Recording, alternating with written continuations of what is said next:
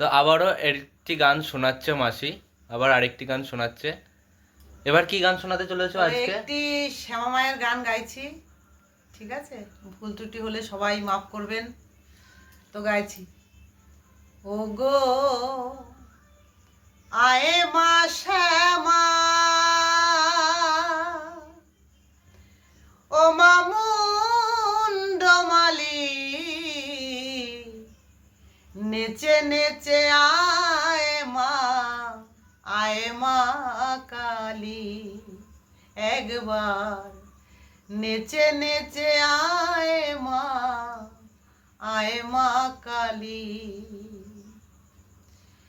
তোমার চরণে মাগো এই মিনতি, জ্বালিয়ে দাও মা জ্ঞানেরই বাতি।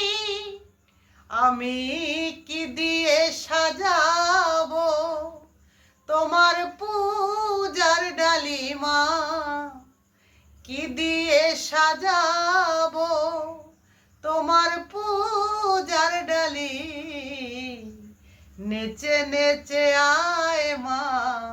আয় মা কালী, ও গো আয় মা শ্যামা, ও মামুন্ডমালি, নেচে নেচে আয় মা কালী। তো বন্ধুরা, মাসির গান কেমন লাগছে অবশ্যই জানাবে। আর মায়ের গান শুনতে গায়ে কাটা দিয়ে উঠেছিল, লোম খাড়া হয়ে গেছিল আমার মায়ের নাম শুনতেই। তো চলো মাসির কাছ থেকে আরো গান শুনে নেবো। তো মাসি, আর কি কি গান শোনাতে চলেছো? ভালো লাগলে আর দু একটি গাইবো। তো গান গাওয়া যাক। ঠিক আছে, তো এবারে গাইছি এখনকারের একটি গান। ভক্তিমূলক তো? হ্যাঁ, ভক্তিমূলক তো অবশ্যই। কারণ দেখো, আমার চ্যানেলটা কিন্তু ভক্তিমূলকের হ্যাঁ ওপরেই। হ্যাঁ, ঠিকই। তারে ধরতে পারলে মন বেরি,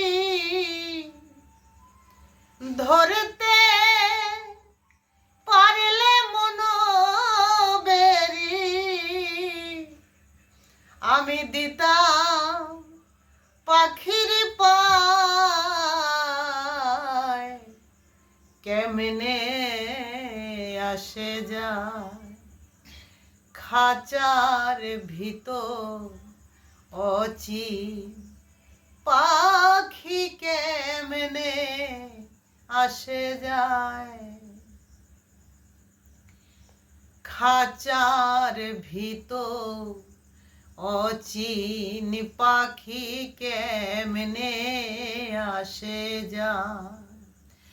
তারে ধরতে পারলে মন বেরি, ধরতে পারলে মন বেরি, দিতাম পাখির পায়, কেমনে আসে যায় খাঁচার ভিতর অচিন পাখি, কেমনে আসে যায়। আট কুঠরি নয় দরজায় আটা, মধ্যে মধ্যে ঝলকায় আটা। আট কুঠরি নয় দরজায় আটা, মধ্যে মধ্যে ঝলকা কাটা।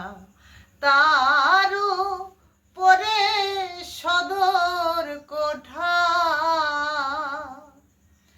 তার উপরে সদর কোঠা, আয়না মহল তাই, কেমনে আসে যায় খাঁচার ভিতর অচিন পাখি, কেমনে আসে যায়।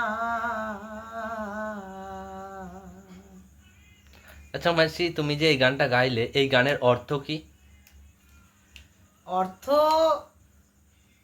সত্যি কথা বলতে যতটুকুনি আমার অভিজ্ঞতায় মনে হয়, এই দেহ খাঁচা, এর মধ্যে যে একজন অচিন পাখি থাকে বা আছে, তাই আমি এই গানটা করতে পারছি। কিন্তু সেই অচিন পাখি আমরা কেউ ধরে রাখতেও পারি না, ধরতেও পারি না। কিন্তু যদি আমরা ধরতে পারতাম, হয়তো আমরা কোনোদিনও মরতাম না। তাহলে সেই অচিন পাখি যখন এই দেহ খাঁচা থেকে চলে যায়, তখনই আমরা এই পৃথিবী ছেড়ে আমাদের এই দেহ, মানে দেহটা তখন মাটি হয়ে যায়, পুড়ে ছাই হয়ে যায়।